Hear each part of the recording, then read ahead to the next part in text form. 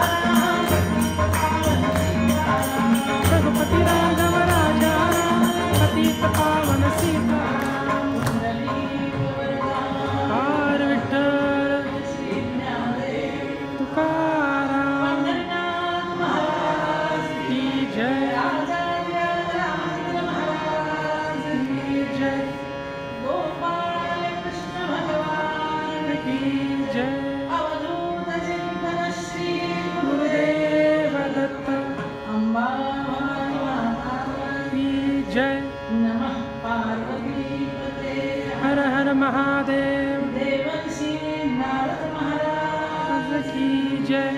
जय जय रघुवीर समर्थ मंगलमूर्ती मोरया। झाले का सगळे जय? कोणी राहिलाय?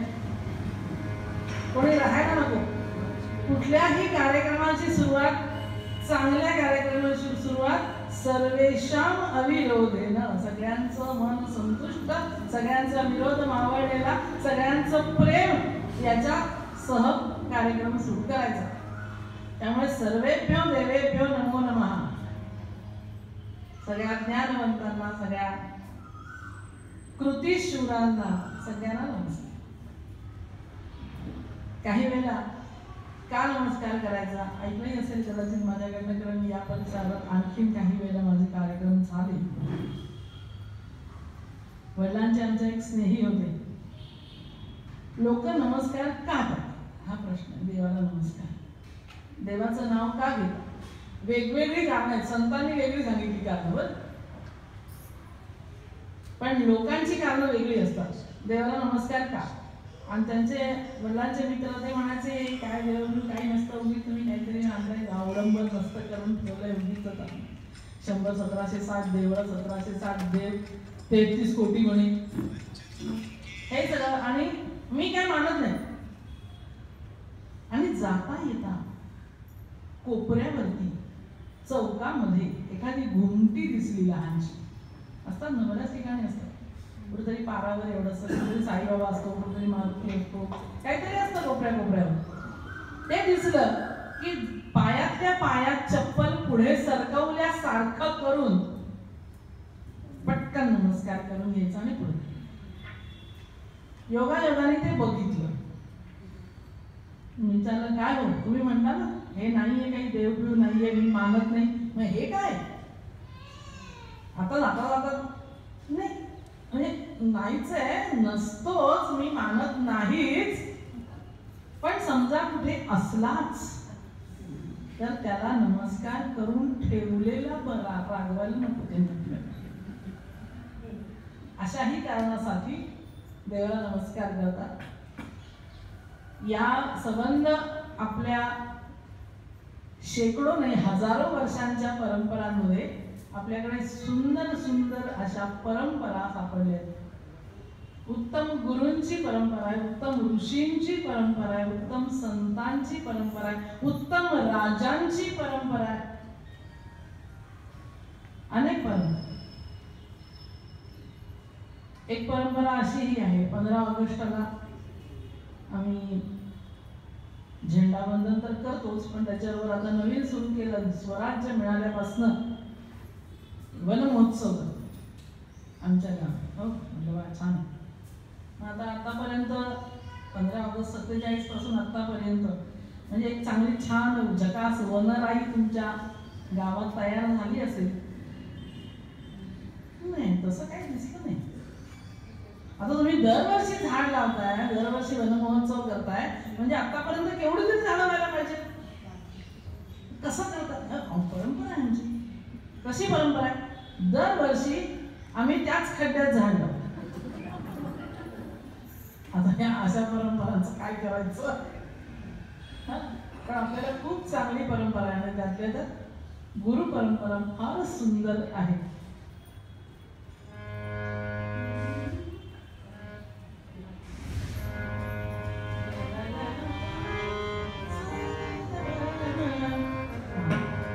सद्गुरु माझो मनी सापडे न सोय, सद्गुरु माझो मनी सापडे न सोय, सद्गुरु माझो मनी सापडे न सोय.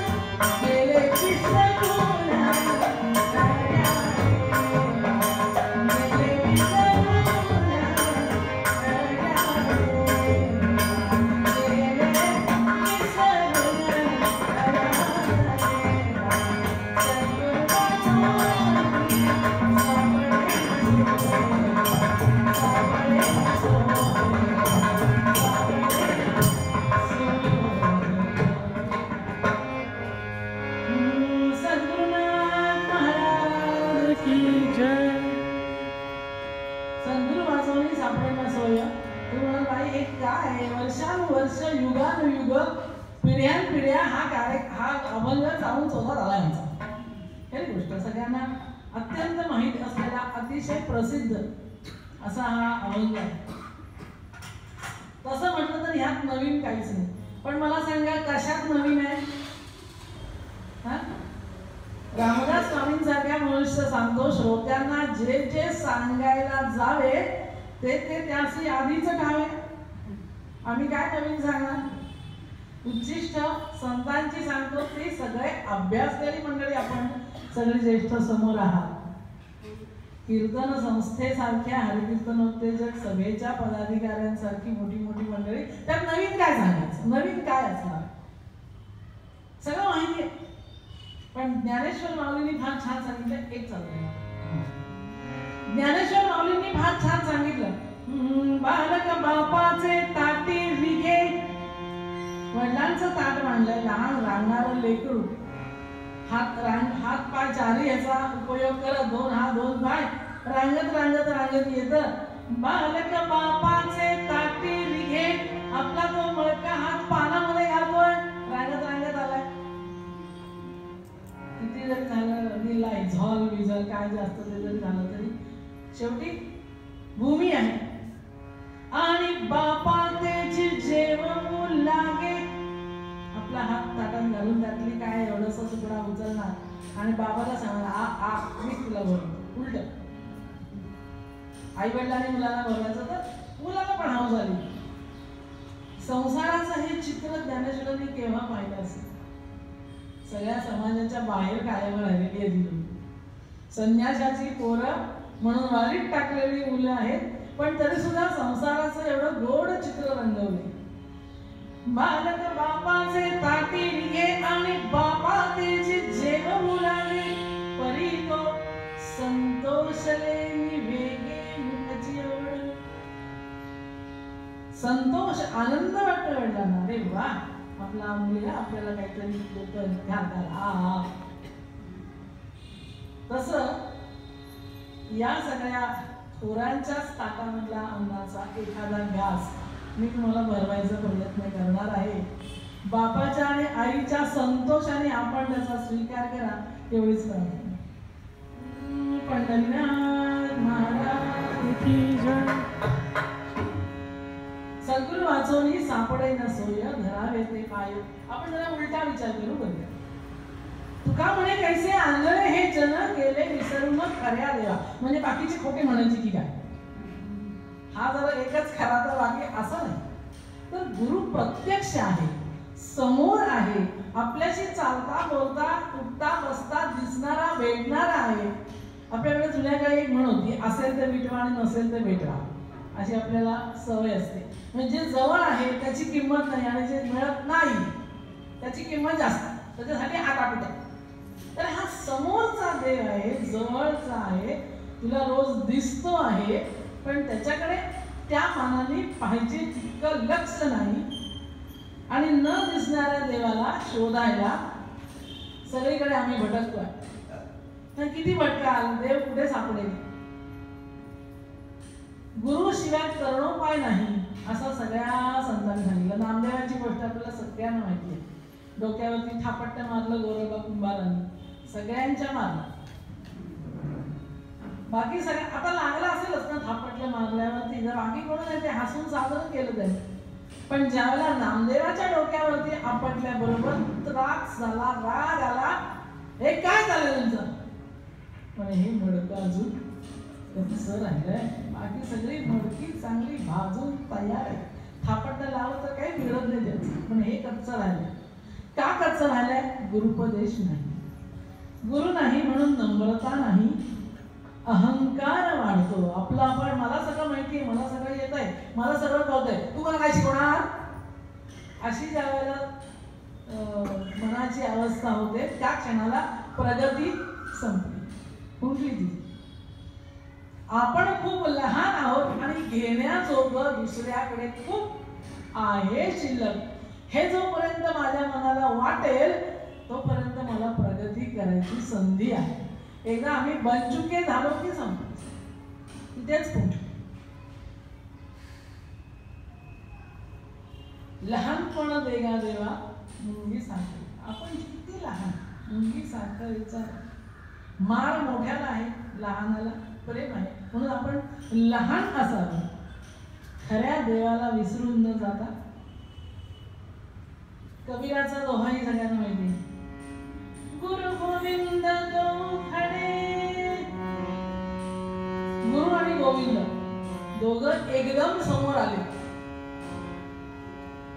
तर पहिल्यांदा अग्रपूजेचा मान कुणाला द्यायचा, हे मोठी भानगड असते बरं. संगीत मानापानचा खेळ सतत सगळीकडे असतो. चार माणसं आली, आधी त्यांच्याशी बोले, आमच्याशी बोले, बघा आमच्याकडे दुर्लक्ष, आमच्याकडे किंमतच नाही, बघा त्यांचं महत्व जास्त. प्रत्येक ठिकाणी मानपान लग्नातच असतो असं नाही, लग्नात तर असतोच, पण एरवी सुद्धा सगळीकडे सतत आपण सन्मानासाठी माझा कोणीतरी मान करावा, मला मान द्यावा, यासाठी सगळ्यांचा आटापिटा चालू असतो. आता देव आणि गुरु दोघं एकत्र समोर आले, मग आधी मान कुणाचा करायचा? गुरु गोविंद दो खडे, दोघही समोर आले, काके लागू पाय, कुणाला आधी नमस्कार करायचा? क्षणभर प्रश्न पडेल, पण कबीरांचं स्वच्छ उत्तर आहे, बलिहारी गुरु आपने गोविंद दियो बताए. देव गुप्त झाला तर तो जाऊ शकणार नाही कुठे, जोपर्यंत गुरुची कृपा आहे तोपर्यंत तितक्या वेळात गोविंदाला परत आणू शकेल. पण गुरु रुष्ट झाला, रागावला, तर मग काही धडगत नाही माझं. आधी खुश कोणाला करा? गुरुचा आधी पाय करा, कारण हा गुरुच देवापर्यंत नेणार आहे. खरं म्हणजे गुरु पुष्कळ झाले. समर्थ म्हणतात, इंद्रिय दमन साधन, देवाच्या उपासनेची साधना जो करून घेत नाही शिष्याकडून, असे गुरु अडक्याचे 3 मिळाले तरी टाकून द्या, त्याच्यावे. अडक्याचे 3. आता अडका म्हणजे काय? आपल्या नवीन पुढच्या पिढीला तर हे माहिती नाही. रुका, टका, अडका, पै गेलं सगळं, चलनात न गेलं. पैसापेक्षा सुद्धा खालच्या सहज कवडी मोल हा शब्द येतो, पण त्या कवडी नावाचं एक चलन होतं, हे माहिती नाही. आता रुका, टका, अडका हे चलन होती, पैशापेक्षाही कमी किमतीची. नंतर पैसा, हा माहिती आहे तुम्हाला का? अडक्यात 3 मिळतील, बरोबर.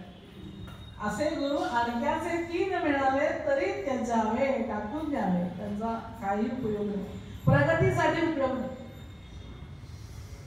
वैयक्तिक गुरु तर असतोच प्रत्येकाला, अनेक गुरु असतात. अगदी पहिल्यापासून बघायचं, जन्मापासून. सद्गुरु किंवा हे बरेच पुढे येतात आयुष्यात. सामान्यतः पहिला गुरु माता म्हटली जाते. चालावं कसं, बोलावं कसं, खावं कसं, काय खावं काय खाऊ नये, तोंडात काय घालतंय, हे सगळा पहिला गुरु आहे मातोश्री, आई. आणि बहुतेक सगळ्या आया आपापल्या मुलांना काय सांगतात जनरली, त्यात सन्माननीय अपवाद असतीलच, पण साधारणतः मुलांना काय सांगितलं जातं? अरे तिकडे जाऊ नको, अरे त्याला हात लावू नको, अरे हे करू नको, अरे असा वागू नको, अरे असा बसू नको. म्हणजे सगळ्या नकार घंटा, नको नको नको नको हे शिकवलं जास्त शिकवलं जातं. बघा आपण लक्ष ठेवा, आपल्याही बोलण्यामध्ये नकारात्मक आज्ञा जास्त येतात. अमुक एक गोष्ट कर असं सांगितलं तर ते ऐकतच नाही, कारण त्याला ती सवयच नसते.